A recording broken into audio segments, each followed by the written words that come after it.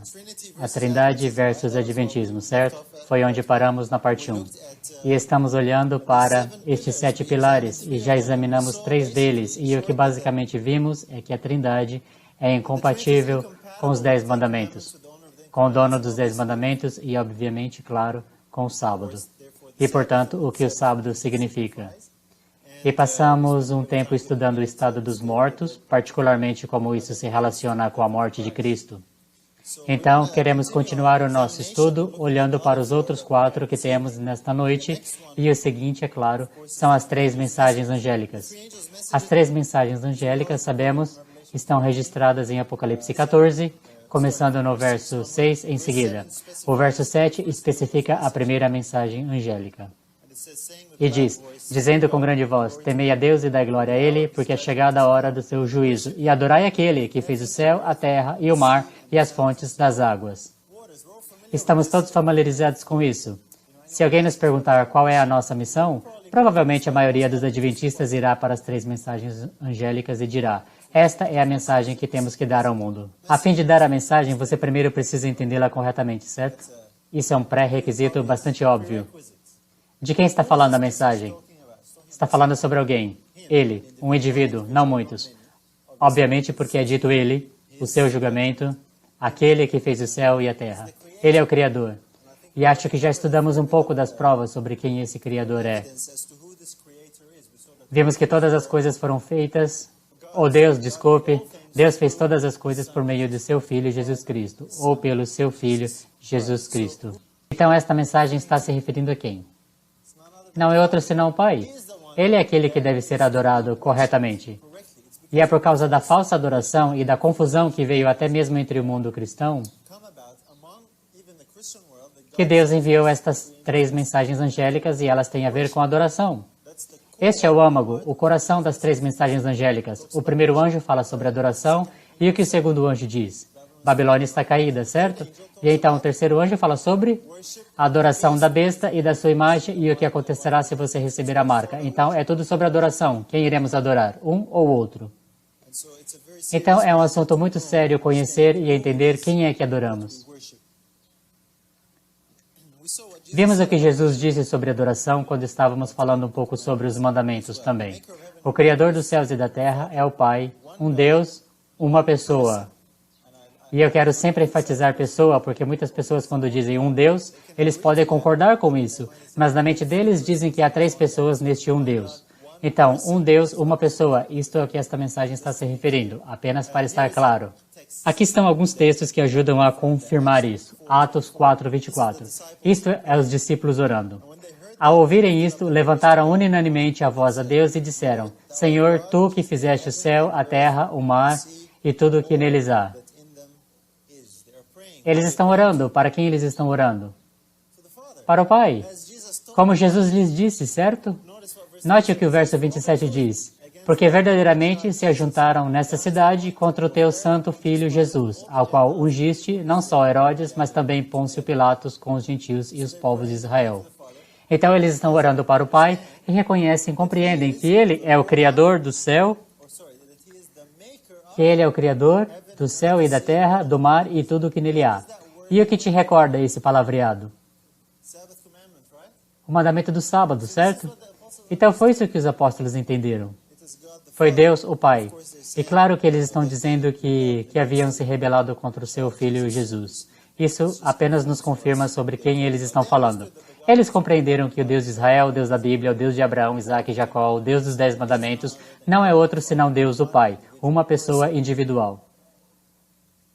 E, de acordo com as palavras dos escribas, nem outro senão Ele. E Jesus lhe disse, e tu não está longe do reino de Deus. É claro que eles aprenderam essa verdade dos lábios do próprio Cristo. E obviamente das Escrituras, mas Cristo estava com eles por 3 anos quando ele esteve na terra. Lucas 10:21, essa é uma das coisas que eles ouviram de Cristo. Naquela mesma hora, exultou Jesus no Espírito e disse, graças te dou, ó Pai, Senhor do céu e da terra, porque ocultaste essas coisas aos sábios e entendidos, e as revelaste aos pequeninos. Sim, ó Pai, porque assim foi do teu agrado. Então, de acordo com Jesus, vemos aqui também que o Pai é o Senhor do céu e da terra. Ele é o Criador e Senhor do céu e da terra, e vemos como Ele fez todas essas coisas. Obviamente, eu mencionei também, foi por isso que Jesus disse aos discípulos, quando eles orarem, deveriam orar para o Pai. E é assim que temos que orar também. Então, o seu entendimento sobre quem é Deus afetará a tua adoração e oração. Não há dúvida sobre isso. Não há absolutamente dúvida sobre isso. Como você ora, para quem você ora e para quem você dirige a tua oração, e a sua adoração será afetada pela visão de que você tem de Deus. Em última instância, ou ela vai para uma única pessoa ou para três. E isso faz uma diferença muito grande. Especialmente quando o assunto nos últimos dias se trata sobre adoração. Então isso é realmente uma tragédia muito séria se temos confusão sobre adoração. O principal propósito das 3 mensagens angélicas é corrigir a adoração. É trazer ou restaurar a verdadeira adoração para o verdadeiro Deus. Então, para dar essa mensagem, você precisa ter o correto entendimento. Então, a Trindade, basicamente, é uma contradição às 3 mensagens angélicas. Se você não consegue passar pela primeira, esqueça entender as outras 2 corretamente, porque as outras 2 são baseadas na primeira. De fato, os outros 2 anjos não te dizem para fazer nada, se você pensar sobre isso. A única parte das 3 mensagens angélicas que, na verdade, te dá algum tipo de instrução ou exigência, ou te diz para fazer algo, está no primeiro anjo. Os outros 2 anjos são basicamente avisos para aqueles que não ouviram o que o primeiro anjo disse. Eles são todos novos avisos. O segundo anjo diz que Babilônia está caída e você não tem que fazer nada. É apenas um anúncio. O terceiro anjo também é um aviso. Se você adorar a besta e sua imagem, isso é o que irá acontecer. Na verdade, não te diz para fazer nada. Somente o primeiro anjo te diz para fazer alguma coisa. Esta é a parte principal da mensagem que estabelece as outras, que estão baseadas nisso. Então, a Trindade destrói a identidade do Deus que é mencionado na mensagem do primeiro anjo. Esse é um bom exercício para perguntar às pessoas: de quem a mensagem do primeiro anjo está falando? É interessante que às vezes você obtém respostas diferentes. De adventistas. Isso te diz imediatamente que há um problema. Como é que você vai dar uma mensagem dos 3 anjos se você não entende de quem elas tratam? E tendo um correto entendimento de quem é Deus. É claro, é muito difícil e o âmago das 3 mensagens angélicas. Entraremos em mais detalhes em outras mensagens, então não irei entrar em muitos detalhes. Nós apenas estamos destacando esses determinados assuntos, pilares ou marcos da verdade. O próximo é o santuário. E quando lemos esse verso, todos leram? Vamos ler e falamos sobre isso? 1 Timóteo 2,5. Porque há um só Deus e um só mediador entre Deus e os homens, Cristo Jesus, homem. Agora, quando falamos da doutrina do santuário ou da verdade do santuário, algo que nos é muito querido, certo? Quando pensamos no santuário, a primeira coisa que pensamos é o que isso tem a ver. E geralmente a resposta seria na linha do: você acredita que há um templo no céu? Eu tive muitas discussões e muitos debates se há um templo no céu e quantos compartimentos ou quantos apartamentos, esses grandes debates. E pensamos que isso é o que contém a doutrina do santuário. E se você acredita que há um edifício no céu com 2 compartimentos, então você acredita na doutrina do santuário. Se você não crê nisso, você não crê na doutrina do santuário. Para ser honesto, é um pouco superficial. A doutrina do santuário não é apenas sobre um edifício no céu. O objetivo todo do santuário é a ministração que acontece lá. A ministração que acontece lá é por causa do sacerdote que está lá, o mediador. Isso é o que o verso está nos dizendo. Então, a doutrina do santuário é mais do que eu acredito que há um verdadeiro edifício no céu. Então você crê, e eu não, então você está negando isso e você é um herege. É assim que equivale na mente de muitas pessoas. Então eu acho que precisamos ir um pouco mais fundo do que apenas esse aspecto superficial. Então, como é que isso se relaciona com a nossa visão de Deus? Obviamente, a ministração que acontece no santuário é o que realmente importa. Um edifício no céu não é, na verdade, muito relevante para nós, se formos honestos. Não estou tentando negar, não me entenda mal, eu creio plenamente, mas apenas crer que há um edifício no céu, isso apenas não significa nada. É o que acontece nesse edifício, é o sacerdote e o seu ministério. É isso que é a parte efetiva da doutrina do santuário. Isso é que é a potência dele. Então, esse ministério de Cristo, a pulsação do santuário, Cristo sendo o nosso sumo sacerdote. O que Cristo teve que fazer para se tornar o nosso sumo sacerdote e como isso nos afeta aqui na Terra? Porque a doutrina do santuário não é apenas uma dessas doutrinas teóricas e bem distantes de nós. Não é apenas uma doutrina que existe anos-luz de distância no céu e cremos e é isso. Ela tem de ter alguma relevância e alguma atitude prática em nós aqui na Terra. E isso é o que esperançosamente falaremos e começará a aparecer. Note o que as Escrituras dizem sobre Cristo.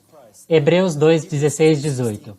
Pois, na verdade, ele não tomou sobre si a natureza de anjos, mas ele tomou sobre si a descendência de Abrão. Isso é ter se tornado um ser humano como nós. Houve uma razão porque Cristo teve que se tornar como um homem. Uma das razões que é mencionada nesse determinado contexto é esta: pelo que convinha que em tudo fosse feito semelhante a seus irmãos, para se tornar um sumo sacerdote misericordioso e fiel nas coisas concernentes a Deus, a fim de fazer reconciliação pelos pecados do povo. Porque naquilo que ele mesmo, sendo tentado, padeceu, pode socorrer aos que são tentados. Uma das razões por que Cristo tomou a humanidade é para que ele pudesse se tornar um sacerdote misericordioso e fiel.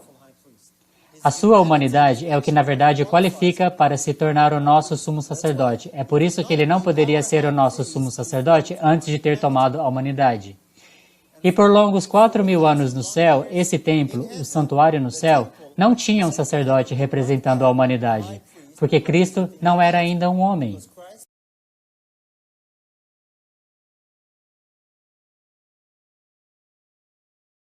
Foi quando ele veio como homem e foi tentado como nós, que ele se tornou um sacerdote misericordioso e fiel para que pudesse nos ajudar, porque ele foi tentado como nós. Então, após ele retornar ao céu, foi quando o seu sacerdócio começou. É por isso que o sacerdócio levítico chegou ao fim. Isso é, na verdade, porque Deus ter instituído o sacerdócio levítico como um tipo, ou como uma profecia, apontando para o que Cristo, um nível maior, cumpriria e realizaria. O sacerdócio levítico foi apenas como uma profecia atuada. Não era real no sentido de que não realizou o que Cristo realizou. Era um tipo. Nós lemos um verso, acho que ontem à noite, a lei não faz nada perfeito. Isso inclui o sacerdócio levítico e assim por diante.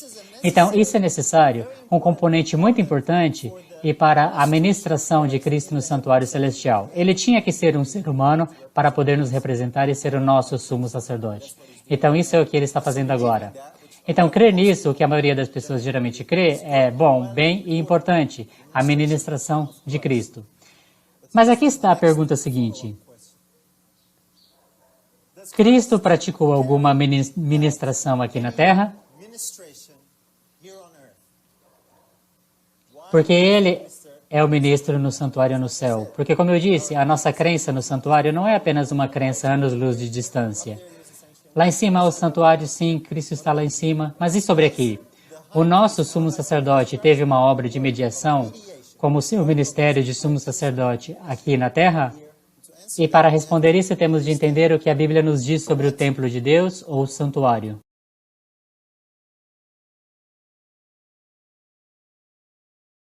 Frequentemente, quando falamos sobre o santuário e dizemos o santuário, a primeira coisa que vem à mente das pessoas é o templo no céu.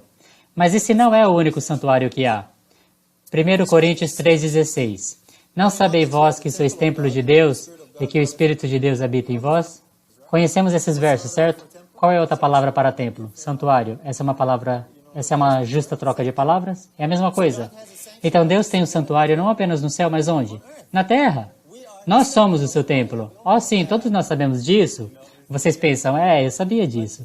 Mas quando falamos da doutrina do santuário, muitas vezes é apenas o que está lá no céu, se há um edifício ou não. Mas precisamos olhar para a doutrina da verdade e de uma maneira mais integral. Sim, há um edifício no céu. Sim, Cristo está ministrando no Santíssimo. Não há dúvida sobre isso.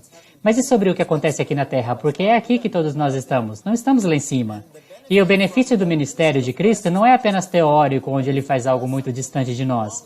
Não é apenas teórico. Há uma relevância real e prática para nós aqui hoje. Efésios também diz a mesma coisa. Efésios 2, 21, 22. No qual todo o edifício bem ajustado cresce para templo santo no Senhor, no qual também vós juntamente sois edificados para a morada de Deus através do Espírito. Pedro fala sobre nós como sendo pedras vivas, certo?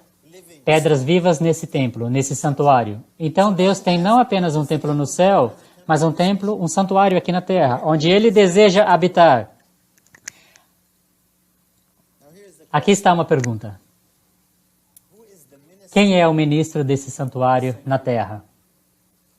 Quem é o sumo sacerdote do santuário terrestre? Quantos sumos sacerdotes há ali? Ok?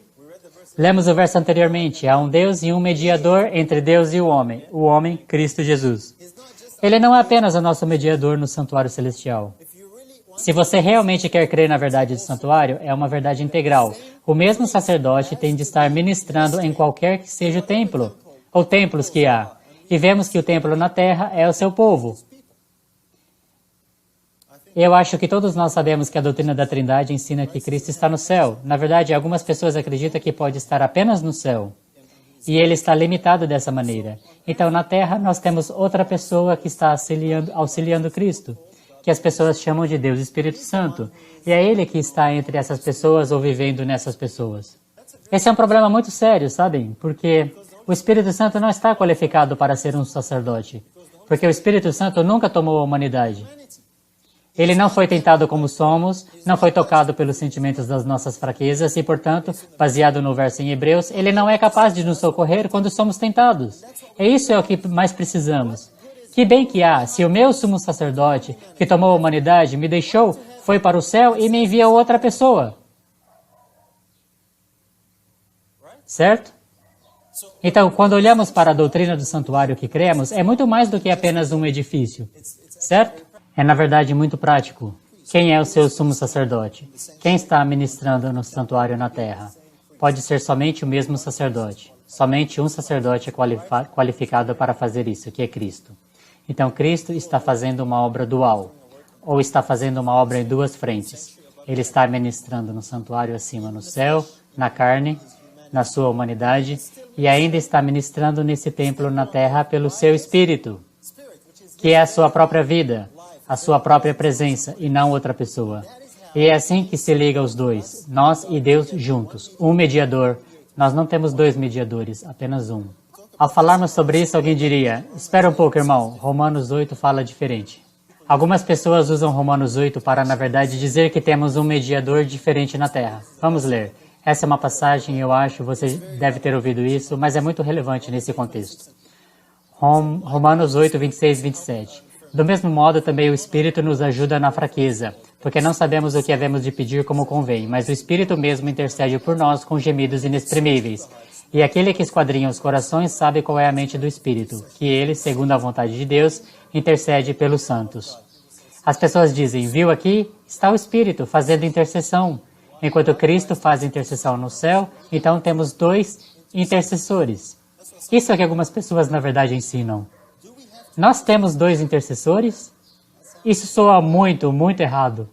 Para começar, é como você define o espírito que você chega a... Qual o significado que você chega depende de como você define espírito, certo? A maioria das pessoas, se você crê na Trindade, lerá o espírito como outra pessoa além do Pai e do Filho. Então é claro que você chegará a uma conclusão diferente. Mas se você entende que espírito é definido nas Escrituras como vida, mente, fôlego, é sempre pertencendo a alguém. É sempre um espírito que pertence a alguém. Você não tem espíritos independentes como isso. Até mesmo anjos que são chamados espíritos, eles na verdade são indivíduos, são pessoas. Falamos sobre espíritos maus, e um espírito mau é um anjo caído, não é outra entidade. Então, como definimos espírito é muito importante. E é dito aqui que esse espírito nos ajuda nas nossas enfermidades e fraquezas. Não sabemos como orar, mas o espírito nos ajuda e ele faz o quê? Intercessão por nós. Diz-nos onde essa intercessão é feita? Pense nos outros versos bíblicos que lemos. Vimos um em Gálatas que diz, Deus enviou o Espírito do seu Filho onde? Nos nossos corações, clamando Abba Pai. Essa intercessão, então, acontece nos nossos corações pelo Espírito. E o que ele faz é dito com gemidos inexprimíveis. Quantas vezes, quando você está orando, o Espírito toca o seu coração de uma maneira e você tem uma força e sentimento e emoções que você quer expressar em oração e não há palavras adequadas para fazê-lo? Alguém já experimentou isso? Sabem do que eu estou falando? Quando isso acontece, é o Espírito do Senhor trabalhando no seu coração, intercedendo e gemendo essas orações que não podem ser exprimidas. Isso é o que acontece. Você responde ao Espírito e às vezes não há palavras adequadas para expressar isso. Então a coisa bela é isso. O restante do verso continua dizendo: e aquele que esquadrinha os corações. Quem é esse? Quem é o esquadrinhador de corações? O próprio Senhor, Jesus. Vamos ser muito específicos porque iremos ver isso no minuto. E aquele que esquadrinha o coração conhece e sabe qual é a mente do Espírito. Em outras palavras, ele sabe qual é a intenção ou o significado do Espírito. Cristo está bem ciente de qual é a sua resposta do Espírito dele operando no seu coração. E isso é o que capacita Cristo, porque ele sabe disso. Isso é o que o capacita para fazer intercessão pelos santos de acordo com a vontade de Deus. Ele sabe disso porque ele é humano como nós. O Espírito dele nos nossos corações está nos tocando e nos movendo e nos conectando com ele. E ele sabe exatamente cada sentimento e resposta e emoção que temos. É ele que está fazendo isso, não outra pessoa. E isso é o que o capacita para fazer intercessão por nós à direita de Deus. O mesmo capítulo, na verdade, nos diz que ele é o único qualificado para fazer isso. Uns poucos versos depois, Romanos 8:34. É dito: quem os condenará? Cristo, Jesus, é quem morreu, ou antes quem ressurgiu dentre os mortos, o qual está à direita de Deus e também intercede por nós. Cristo está fazendo intercessão por nós porque Ele sabe exatamente pelo que estamos passando, sabe exatamente o que estamos experimentando. Não teoricamente, porque o seu Espírito está no nosso coração, no coração do crente, e Ele sabe exatamente o que precisamos e somente Ele pode fazer essa intercessão por nós. Essa passagem, irmãos e irmãs, não nos está ensinando outro intercessor. Está nos ensinando sobre a obra do coração que Cristo está fazendo, mesmo estando Ele no templo no céu. Ele está fazendo a obra neste templo aqui na terra. Deixe-me ler uma declaração do Espírito de Profecia neste contexto também. O desejado de todas as nações.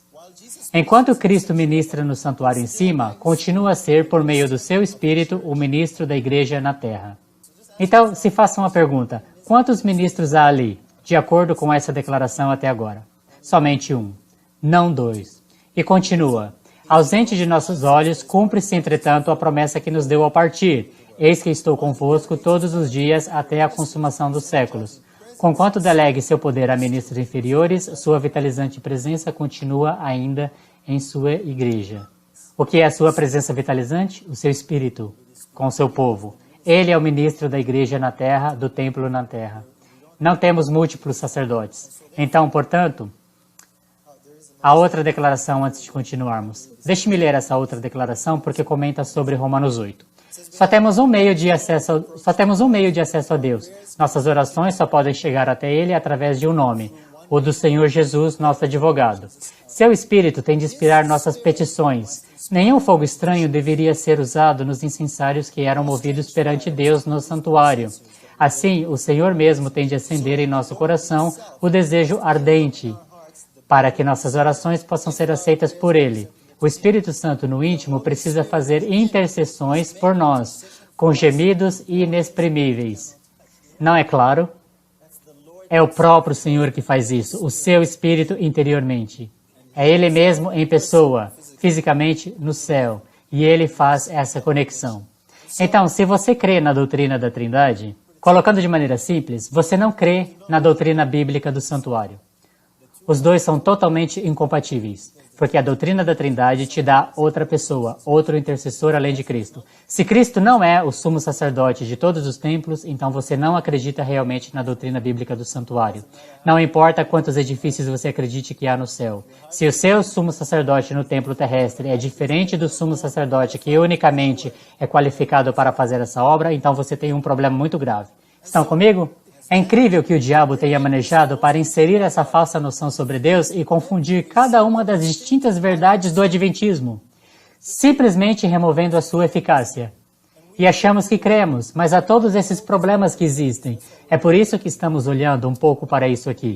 Assim, Cristo é o único intercessor, Ele é o único mediador. Ele faz isso pelo seu Espírito, não outra pessoa chamada Deus Espírito Santo além de Cristo. O próximo na nossa lista é o número 6, a fé de Jesus. E vemos que o Salvador disse, sabem, no estandarte que é desenrolado pelos anjos está escrito os mandamentos de Deus e a fé de Jesus. A fé de Jesus, do que isso se trata? Vamos ler João 6, 28. Perguntaram-lhe, pois, que havemos de fazer para praticarmos as obras de Deus? Essa é realmente uma boa pergunta que foi feita para Jesus. Eu gosto dessa pergunta porque realmente gosto da resposta que é dada, que leremos no minuto. Mas se tivéssemos que resumir o Evangelho, colocando simplesmente... Eu sei que poderia ser resumido de tantas maneiras, em tantas palavras, mas colocando simplesmente, é Deus nos transformando e fazendo de nós justos, nós que somos injustos, correto? Esse é todo o ponto do Evangelho, mudar-nos, redimir-nos, para nos fazer justos. Somos injustos, não somos santos, Deus quer nos transformar para nos salvar. Para isso é o que o Evangelho tem que realizar e nos fazer justos. E entendemos que essa justiça vem a ser não por nenhuma prática ou mérito de nossa parte, mas vem pela fé. Então é a isso que referimos como justificação pela fé. Então aqui é feita essa pergunta a Jesus pelas pessoas ali, e o ponto da pergunta é na verdade muito simples. O que precisamos fazer para agradar a Deus? Quando ele diz, que havemos de fazer para praticarmos as obras de Deus? O que precisamos fazer? Para fazer Deus feliz, para fazer Deus nos aprovar, o que agradaria a Deus? Essa é a pergunta. Uma pergunta muito boa para se fazer para Jesus, certo? Como podemos realizar a vontade de Deus? A resposta, verso 29. Jesus lhes respondeu, a obra de Deus é esta, que creiais naquele que ele enviou. Acho que todos nós conhecemos esse verso, mas uma resposta muito, muito profunda. A obra de Deus é esta, que creiais naquele que ele enviou. Isso é o que agrada a Deus. Isso é o que Deus deseja de nós. Eu quero que você pense sobre isso. Não é a obra de Deus guardar a lei. Certo? De acordo com a resposta de Jesus. Ele não disse, guarde a lei. Certo? Ele não disse, ou guardar o sábado, essa é importante, sabem? Porque somos adventistas do sétimo dia. Não é ouvir certas regras e regulamentos ou ter um conjunto particular de doutrinas ou crenças. Essa não é a obra de Deus de acordo com Cristo. Não é ter todas essas ótimas refeições vegetarianas também, certo? Ou ter esses longos vestidos. Essa não é a obra de Deus. Ele não disse isso. Muitas vezes isso está na nossa mente, é o que cremos ser a obra de Deus para agradar a Deus, para fazer Deus feliz e nos aprovar e nos aceitar e guardarmos a lei, o sábado e todas essas coisas. Aqui Jesus está nos dizendo o que agrada a Deus, a obra de Deus que Deus quer que façamos, para que Ele possa nos aprovar, que é que creiamos no Filho. Este é um verso muito significante. Basicamente, ele resume para nós a coisa mais importante que há. Em outras palavras, você pode fazer todas essas coisas, a lei, o sábado e assim por diante, e você pode deixar passar a verdadeira obra de Deus. Já perceberam isso? Isso é possível, certo? Então, Jesus resumiu perfeitamente. Não me entenda errado. Não estou dizendo que essas coisas são ruins ou que não são importantes. Elas têm o seu lugar. Mas existe algo que supera tudo isso. É crer no Filho. Sem isso, tudo mais é inútil e sem sentido. Porque somente a vida do Filho é aceitável a Deus. Essa é a única vida humana justa que existe nesse mundo. Ninguém mais manifestou a justiça perfeita como a vida de Cristo. O único ser humano que já impressionou a Deus, o único ser humano que é totalmente aprovado por Deus, é Jesus Cristo. Você não tem esperança de chegar lá. Você não tem esperança de repetir o que Cristo realizou. Ninguém o faz. A sua única esperança é ter o que Cristo realizou. É por isso que é dito, creia no Filho. Porque crer no Filho, a Bíblia diz, a quem o recebeu, ele lhes deu poder ou autoridade. E outros versos que olharemos também. Então, isso é o que se trata, a justificação pela fé. Quem crê no Filho recebe a sua vida justa, pela fé, não a vida de outra pessoa. Vamos olhar para alguns versos para esse efeito. Gálatas 3:22. Mas a Escritura encerrou tudo debaixo do pecado para que a promessa pela fé de Jesus Cristo fosse dada aos que creem. Essa é a primeira coisa com que Deus está preocupado que recebamos, pela fé, a promessa da fé do Filho, ou da vida do Filho, ou do próprio Filho. Você não tem a vida sem o Filho. Aquele que tem o Filho tem a vida. É disso que se trata a justificação pela fé. Esse é o principal ponto e propósito do Evangelho. É dada para aqueles que fazem o quê? Que creem, certo? Não é dada para aqueles que guardam os mandamentos, não diz isso. Não é dada para aqueles que guardam cada sábado fielmente e se certificam de fazer tudo isso. Não é o que é dito, são os que creem. Eu não estou desprezando essas outras coisas, mas elas não podem substituir a fé, de modo algum. E muitas vezes, indiretamente, nós meio que embaralhamos as coisas um pouco. Colocamos muita importância na nossa obediência, mas temos que lembrar que as coisas vêm numa ordem particular. A fé é que tem que produzir isso, é claro, não há dúvida sobre isso. Romanos 3, 22 e 24. Isto é, a justiça de Deus que é pela fé em Jesus Cristo para todos os que creem, pois não há distinção, porque todos pecaram e destituídos estão da glória de Deus, sendo justificados gratuitamente pela sua graça mediante a redenção que há em Cristo Jesus. Essa justiça de Deus existe apenas em um lugar. Você sabe onde? Na vida de Cristo. Quando Cristo foi para o céu como homem, a Bíblia nos diz que Deus lhe disse: Tu amaste a justiça e odiastes a iniquidade. Portanto, Deus te ungiu com óleo de alegria. Deus nunca disse isso para nenhum outro ser humano. A justiça de Deus é perfeitamente revelada em apenas um lugar, na vida do Filho. Se você quer a justiça de Deus, você tem que ter a vida do Filho. Resume-se a isso. É tudo o que se trata a fé de Jesus. E nenhuma outra pessoa te dará isso. Quer seja humano ou divino. Porque muitas pessoas dizem: bem, Deus, o Espírito Santo faz isso, ele é um ser divino. Primeiramente, isso não é estabelecido pelas Escrituras de modo algum. E segundo, o Espírito Santo não viveu uma vida humana justa que agradou a Deus, se fosse uma pessoa separada de Cristo. Somente Cristo fez isso. Então, quando você tem essa crença que te diz que Cristo foi para o céu e agora temos outra pessoa, então você não tem a vida do Filho. Se o Espírito Santo é uma pessoa diferente de Cristo, então não é a vida do Filho. Então o que você tem pela fé? Você tem outra pessoa, você não tem a vida justa do Filho. E isso é um problema muito sério quando se trata da justificação pela fé. Conseguimos ver isso? Estão comigo? Assim, é necessário e importante entender isso. É por isso que o diabo criou todos esses desvios e ideias falsas. Romanos 5,10. Porque se nós, quando éramos inimigos, fomos reconciliados com Deus pela morte de seu Filho, muito mais, estando já reconciliados, seremos salvos pela sua vida. Qual é a outra palavra que podemos colocar ali? O seu espírito, isso seria correto? Sim. Porque espírito é vida. Por causa da justiça, isso é o que acontece se Cristo estiver em você. O corpo está morto, mas o espírito está vivo por causa da justiça. É uma justiça santa e perfeita e vida eterna. É assim que você é salvo, porque essa vida é vida eterna. Então você automaticamente tem a vida eterna, e essa vida é justa, essa vida é santa. É chamada o Espírito Santo, ou a vida santa.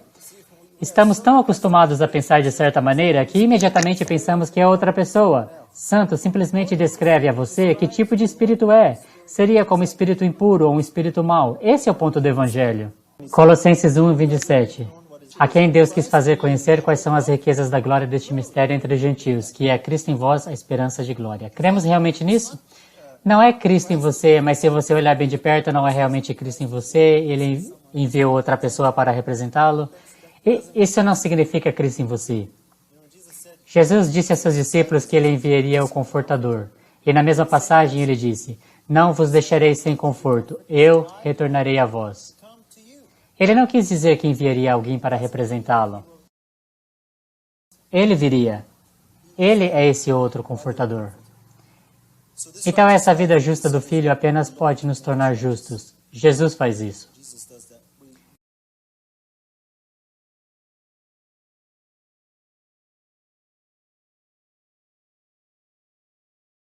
Referimos-nos a esse verso antes, Gálatas 4:6. E porque sois filhos, Deus enviou aos nossos corações o Espírito de seu Filho, que clama, Abba, Pai. Esse é o espírito de adoção. É assim que nos tornamos filhos e filhas de Deus. Pensemos sobre isso dessa maneira. Nós temos a própria vida do seu filho. Então Deus olha para nós como seus próprios filhos. Ele nos trata como Ele trata o seu filho, porque nós temos a vida do seu filho. Quando Cristo realizou a salvação, isso é o que Ele desejou do seu Pai. No fim do verso em João 17, Ele diz: Pai, quero ou desejo que todos os que me deste estejam comigo onde estou. Ele quer que sejamos tratados como Ele é. Ele passou por todos esses problemas para que sejamos assim. E a única maneira em que isso acontece no nível real e prático é se recebemos a sua vida. Então, o seu Pai se torna o nosso Pai. É isso que diz, clamando Abba, Pai. Isso é o que o Confortador realmente é. É do que se trata o Confortador. Romanos 8:2. Porque a lei do Espírito da vida em Cristo Jesus te livrou do pecado e da morte. A lei do Espírito da vida em Cristo Jesus. Então, quando Cristo está em você, você tem a mesma lei do Espírito da vida. Você tem essa vida. É disso que se trata a justificação pela fé. Cobrimos isso um pouco mais em detalhe, mas esse é apenas um breve resumo dos quais são os aspectos práticos do Evangelho. Jesus veio viver como um homem para que Ele continuasse a ser o nosso auxiliador, a nossa vida, não para que Ele pudesse nos abandonar e enviar outra pessoa. Então, a justificação pela fé é distorcida quando você tem uma visão diferente do Espírito, que é o que a Trindade tristemente faz. Mas entendo que muitas pessoas que acreditam na Trindade e acreditam na justificação pela fé, talvez não tenham pensado sobre isso, mas elas são incompatíveis. Se você, na verdade, de maneira lógica, se sentar e pensar sobre isso, descobrirá que há um conflito. As duas são totalmente incompatíveis. O último, a segunda vinda de Cristo. Somos adventistas do sétimo dia, certo? Então, a segunda vinda é um evento importante. A Bíblia diz em Mateus 16:27, porque o Filho do Homem há de vir na glória de seu Pai com seus anjos e então retribuirá a cada um segundo as suas obras. Este é outro pilar que temos. Essas são as verdades muito distintas e importantes. E todas essas outras verdades são designadas para nos guiar e preparar para isso. Quando Cristo vem pela segunda vez, talvez você tenha pensado sobre isso. Novamente, essa é uma pergunta comum que aparece. Quem é que virá na segunda vinda? Certo? Vocês já pensaram sobre isso? Será Cristo? Ou será Cristo e o Pai? Será Cristo, o Pai e o Espírito Santo? Quem é que virá na segunda vinda? Sabemos que os anjos virão. Estamos planejando estar lá com a graça de Deus, mas quem é que virá? Vocês já se perguntaram sobre isso? Eu acho que a resposta, novamente, depende do que você acredita a respeito de Deus, certo? É uma trindade que está vindo ou é o Filho que está vindo? Muitas vezes, se referindo à segunda vinda de Cristo, Jesus basicamente diz que Ele vem, e Ele não diz que vem com seu Pai. Ele vem na glória do seu Pai e todos os santos anjos com Ele. Em outro lugar, eu não tenho aqui, mas é outro verso, em que Jesus diz aos seus discípulos, não se turbem os vossos corações, creiam em Deus. Vocês conhecem essa passagem. Então ele diz que irá preparar um lugar para nós e que são as palavras que ele... E essas são as palavras que ele usa. Na casa de meu pai há muitas mansões. O que é a casa de seu pai? Quando ele disse, eu vou e vos prepararei lugar na casa de meu pai há muitas mansões. Irei embora, prepararei um lugar para vocês, então eu retornarei e pegarei vocês, e os receberei, para que vocês estejam onde estou, certo? Vocês conhecem a passagem, João 14. Do que ele está falando quando disse, na casa de meu pai há muitas mansões? O que é a casa de seu pai? Céu? Sim, correto. Ele está falando sobre o céu. Não é assim tão difícil, hein? Está ficando tarde, eu sei. Céu, é sobre isso que ele está falando, irmãos e irmãs, certo? É o céu. Desculpa, não é uma pegadinha. É melhor responder estar errado do que não responder, certo? Mas é o céu. O ponto que estou tentando fazer é este. De acordo com Jesus, o céu pertence a alguém. Quem é o dono do céu? Uma pessoa. É dita a casa do Pai. Na casa de seu pai há muitas moradas. Ele irá para nos preparar lugar. Ele vive lá, mas não lhe pertence. Ele é o filho do pai. É a casa de seu pai. E o quadro que é realmente lindo, que é o ponto que estou tentando fazer aqui, desculpa, eu não estava querendo enganar ninguém, mas o ponto é que Cristo irá retornar e nos levará para a casa do seu pai. Muito parecido com o que acontece num casamento judaico. Quando o noivo vai apanhar a sua noiva e ele a traz para a casa de seu pai. E geralmente o que acontece é que o pai ou os pais estarão esperando para dar as boas-vindas à noiva. Esta é a imagem, este é o quadro ali. Então, isso é exatamente o que acontece. O dono do céu, o Pai, está esperando por nós quando Cristo nos levar de volta. Então, Cristo vem na sua glória e na glória do Pai, com todos os anjos, mas o Pai não estará vindo. Ele está esperando na sua casa pela nossa chegada, para que possa nos dar as boas-vindas reais na sua casa.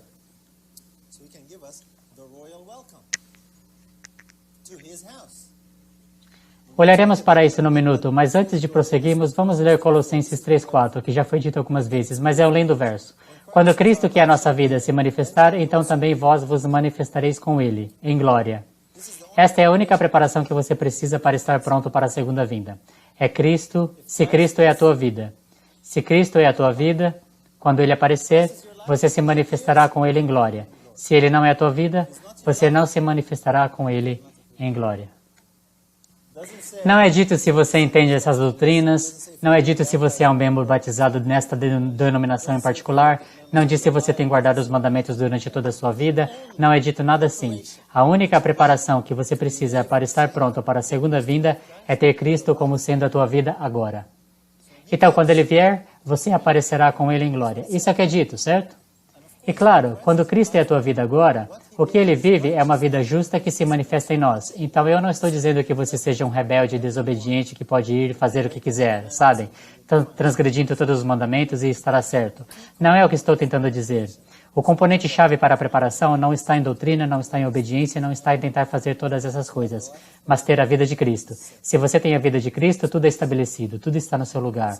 Porque essa vida justa que Ele tem foi testemunhada pela lei e pelos profetas. Está em harmonia com a lei e com os profetas. Não estará em desarmonia com isso, mas ter a vida é componente-chave. Um verso muito, muito bonito e muito encorajador. Deixe-me ler essa declaração para vocês.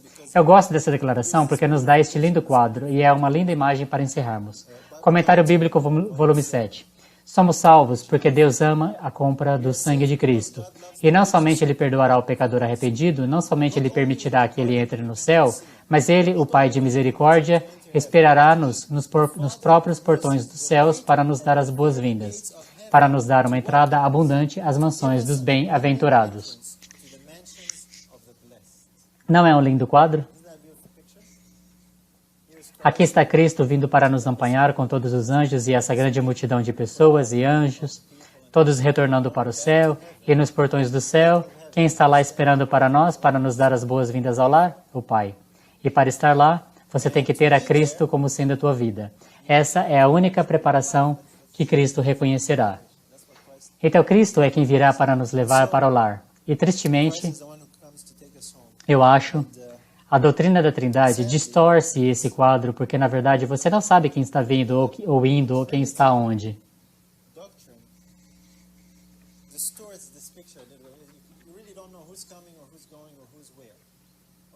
Ok, nós entendemos o Pai e o Filho, mas e sobre o Espírito Santo?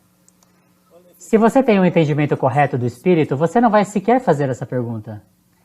É por isso que no livro de Apocalipse, no céu, quando João vê os remidos no céu, é dito que eles adoram aquele que está sentado no trono e o Cordeiro, isto é, o Pai e o Filho.